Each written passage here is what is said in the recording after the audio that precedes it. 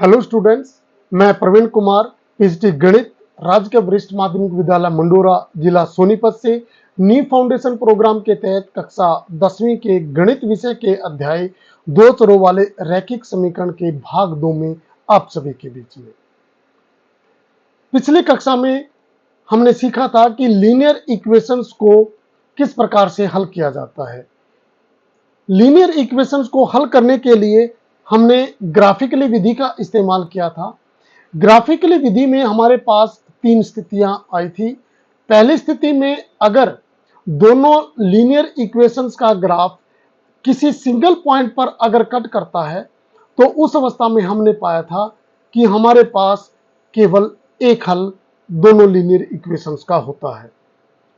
दूसरी स्थिति में अगर दोनों लीनियर इक्वेशंस का ग्राफ हमें दो समानांतर रेखाओं के रूप में मिलता है तो उस अवस्था में हमने पाया था कि दोनों लीनियर इक्वेशंस का कोई भी हल नहीं होता है।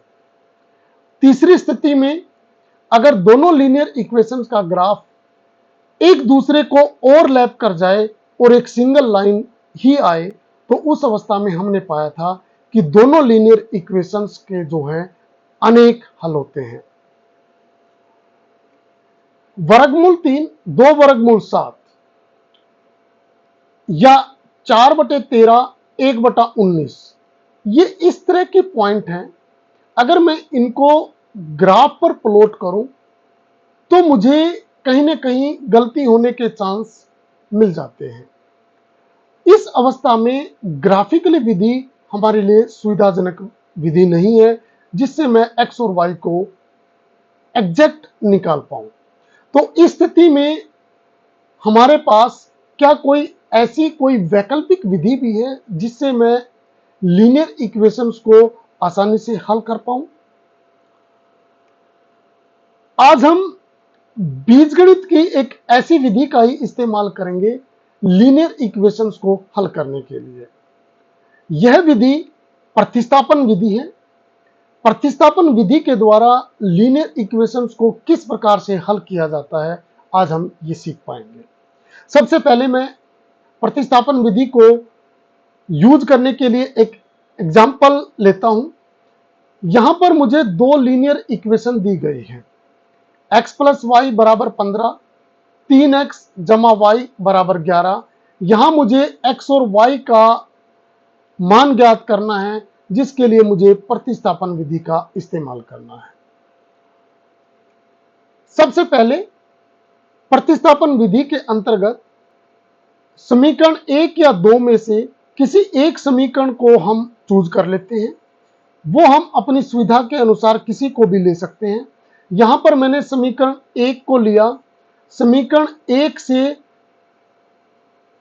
x का मान y की टर्म में निकाल लिया।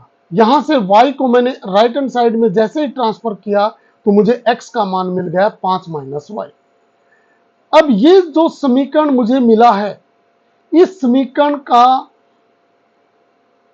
x का मान समीकरण 2 में रख देते हैं। तो यहां पर जब समीकरण 3 से x का मान समीकरण 2 में रखते हैं तो मुझे ये इक्वेशन मिलेगी 3 गुना 5 माइनस वाई प्लस वाई बराबर 11। 3 को मल्टीप्लाई कर देते हैं, 3 पंजे 15 माइनस 3y प्लस वाई बराबर 11 minus 3y plus Y minus 2y। 15 को राइट हैंड साइड में जब ट्रांसफर करेंगे तो माइनस का आ जाएगा। इस प्रकार से माइनस 2y बराबर माइनस 4 आ गया तो y बराबर 2 आ गया। अब ये y बराबर 2 का मान समीकरण 3 में रख देते हैं। जैसे ही मैं समीकरण 3 में y का मान रखता हूं तो मुझे मिलेगा x बराबर है 5 माइनस 2 तो x बराबर 3 आ गया। तो यहां से मुझे x बराबर 3 और y बराबर 2 दिए हुए रैखिक समीकरण का एक हल मिल गया। अब हम इस हल को वेरीफाई भी कर सकते हैं कि ये हमारा हल ठीक है या नहीं है। इसके लिए मुझे जो रैखिक समीकरण दिए गए हैं वहां पर x और y का मान रखना है। जैसे कि मैं अगर फर्स्ट समीकरण में x और y का मान रखता हूं तो मुझे क्या मिलेगा देखते हैं। x की जगह 3 रखा, y की जगह 2 बराबर 5, 3 और 2 5 बराबर 5, जो कि सत्य है। अगर मैं दूसरे समीकरण में x या y का मान रखता हूं तो 3 गुणा 3 जमा 2 बराबर 11, 3 और 3 की गुणा करेंगे 9 आएगा, जमा 2 बराबर 11, तो 11 बराबर 11। दोनों स्थितियों में हमारे पास सत्य आता है। यहां से निष्कर्ष निकल सकता है कि जो मैंने x और y के मान निकाले हैं, दोनों समीकरणों को हल करने से वो बिल्कुल ठीक निकाले हैं। चलिए एक एग्जाम्पल और लेते हैं। दो रैखिक समीकरण दिए गए हैं जहां से मुझे x और y का मान निकालना है, जिसके लिए प्रतिस्थापन विधि का इस्तेमाल करना है। यहां पर मुझे दो समीकरण 7x माइनस 15y बराबर 2, दूसरा समीकरण x जमा 2y बराबर 3 दिया गया है। यहां समीकरण 2 से मैं x का मान निकाल लेता हूं y के टर्म में। जब मैं 2y को राइट हैंड साइड में ट्रांसफर करूंगा तो मुझे x बराबर है 3 माइनस 2y प्राप्त होगा। अब ये x का मान समीकरण 1 में रखना है x के स्थान पर, तो मुझे मिलेगा 7 गुणा 3 माइनस 2y माइनस 15y बराबर है 2। 7 को मल्टीप्लाई करते हैं, 3 से करेंगे 21 आएगा, 2 से करेंगे माइनस 14y माइनस 15y बराबर 2। इस प्रकार से हल करने के बाद माइनस 14 और माइनस 15 माइनस 29 मिलेगा, और 21 को अगर मैं राइट हैंड साइड में ट्रांसफर करता हूं तो माइनस का हो जाएगा। इस प्रकार से जो y की वैल्यू है वो 19/29 मिल गई। अब ये y का मान समीकरण 3 में पुट करेंगे। y के स्थान पर x बराबर है 3 माइनस 2 गुना 19/29, 2 को 19 से मल्टीप्लाई करेंगे 38 आ गया। यहां पर हम एलसीएम लेंगे, 29 एलसीएम आ गया, 29 को 3 से मल्टीप्लाई 87 माइनस 38, तो मुझे x की वैल्यू 49/29 मिल गई। अब हम x बराबर है 19/29 और y बराबर है 49/29। अगर मैं इसको भी वेरीफाई करना चाहूं तो मैं अपने दिए हुए समीकरण 1 या 2 में किसी में भी पुट करके देखता हूं, तो मैं यहां से आसानी से इसको वेरीफाई कर सकता हूं कि ये मेरा आंसर सही आया है या नहीं आया है। चलिए प्रतिस्थापन विधि का एक अन्य उदाहरण भी लेते हैं। यहां पर सुमन और रेखा का अध्यापक सुमन और रेखा को कहता है, आप दोनों घर से स्कूल कौन से रास्ते से आती हैं? सुमन बताती है, श्रीमान जी, मेरे घर से स्कूल के रास्ते को रैखिक समीकरण 2x जमा 3y बराबर 9 द्वारा दिखाया जा सकता है। रेखा बताती है, श्रीमान जी, मेरे घर से स्कूल के रास्ते को रैखिक समीकरण 4x प्लस 6y बराबर 18 द्वारा दिखाया जा सकता है। अध्यापक उनसे पूछता है, ठीक है सुमन और रेखा, आप दोनों अपने घर से स्कूल के रास्ते के लिए जो रैखिक समीकरण आपने निकाले हैं, उन रैखिक समीकरणों से कुछ निष्कर्ष निकाल सकते हो क्या? अब यहां पर रेखा कहती है, श्रीमान जी, हम बिल्कुल इससे निष्कर्ष निकाल सकते हैं। चलिए हम दोनों रैखिक समीकरण को एक बार लेते हैं।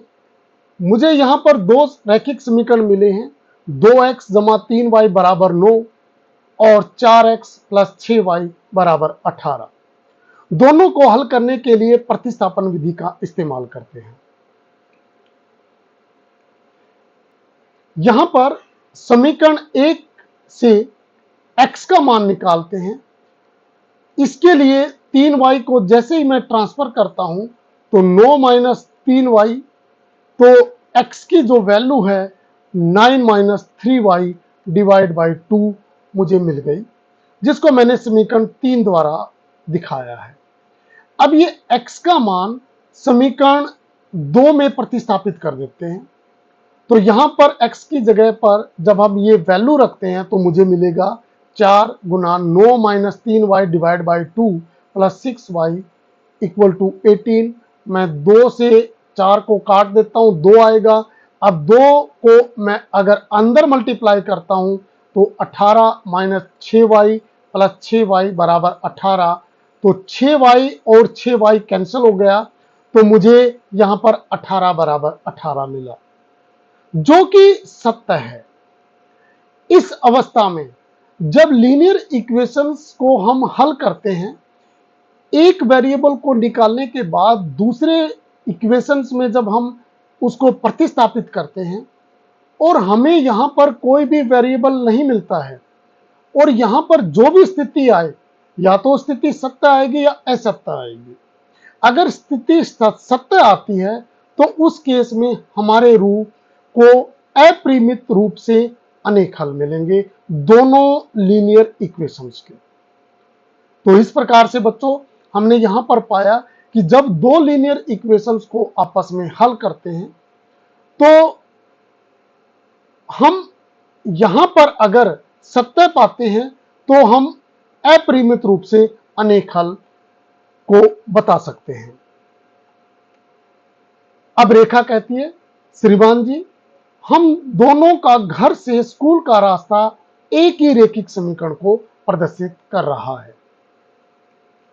इस प्रकार के रेखिक समीकरणों को अपरिमित रूप से अनेक हल के रूप में बताया जा सकता है।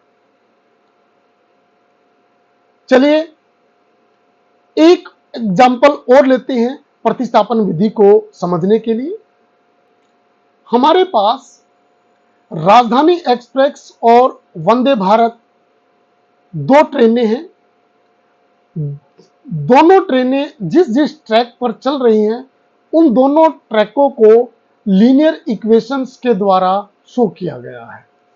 राजधानी express x plus 2y minus 4 बराबर 0 और Vande Bharat express 2x plus 4y minus 12 बराबर 0 रैखिक समीकरणों के द्वारा इनके ट्रैकों को दिखाया गया है। हम जानना चाहते हैं क्या दोनों ट्रैक एक दूसरे को कहीं पर आपस में काटेंगे या नहीं काटेंगे, या किस प्रकार के ये हल को लेके आएंगे। चलिए इसके हल को जानने की कोशिश करते हैं, जिसके लिए मैं प्रतिस्थापन विधि का इस्तेमाल करने जा रहा हूं। हमारे पास दो लीनियर इक्वेशन है, x प्लस 2y माइनस 4 बराबर 0 और 2x प्लस 4y माइनस 12 बराबर 0। सबसे पहले मैं इक्वेशन फर्स्ट से x का मान y के टर्म में निकाल लेते हैं। जब मैं दोनों टर्मों को राइट हैंड साइड में ट्रांसफर करूंगा तो 4 प्लस का हो जाएगा, 2y माइनस का हो जाएगा। तो x की वैल्यू आ गई 4 माइनस 2y, जिसको मैंने समीकरण 3 द्वारा दिखाया है। अब ये x का मान समीकरण 2 में रख देते हैं। जब x का मान समीकरण 2 में रखते हैं तो मुझे इस तरह की स्थिति मिलती है, 2 गुना 4 minus 2y plus 4y minus 12 बराबर 0। समीकरण को हल करने के लिए ब्रैकेट से बाहर जो भी है मल्टीप्लाई कर देते हैं। 2 को 4 से 8 माइनस 4y माइनस 12 बराबर 0। अब यहां से 4y कैंसिल हो गया, तो इस स्थिति में मुझे 8 माइनस 12y बराबर 0 मिला, माइनस 4 बराबर 0 मिला। क्या यह सत्य है कि माइनस 4 कभी 0 के बराबर हो सकता है? यह बिल्कुल भी नहीं हो सकता, यह हमारे पास गलत है। तो इस अवस्था में हम कह सकते हैं जब दोनों लीनियर इक्वेशंस को प्रतिस्थापन विधि से हल करते हैं, एक वेरिएबल को दूसरे वेरिएबल में निकाल के जब हम उसको दूसरी लीनियर इक्वेशंस में प्रतिस्थापित करते हैं, उस अवस्था में हल करने के बाद अगर यहां पर स्थिति गलत आए तो हम कह सकते हैं कि इस अवस्था में हमारे पास कोई भी हल नहीं होगा। इन दोनों समीकरणों का कोई भी कॉमन सॉल्यूशन नहीं हो सकता।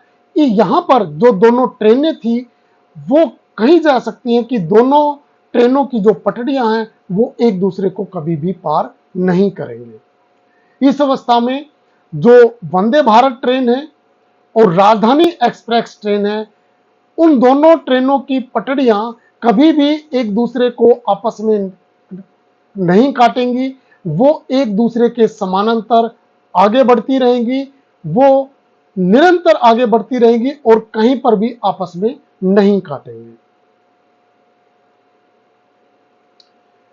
तो प्यारे बच्चों, आज हमने दो चरों वाले रैखिक समीकरण को हल करने के लिए प्रतिस्थापन विधि का इस्तेमाल किया है। प्रतिस्थापन विधि का इस्तेमाल करके आप इस गृह कार्य को अपनी नोटबुक में पूरा करिए। आज की कक्षा में हमने जो सीखा है उसके आधार पर अगले कुछ प्रश्नों के उत्तर दीजिए। प्रश्न 1, प्रश्न 2, प्रश्न 3। धन्यवाद।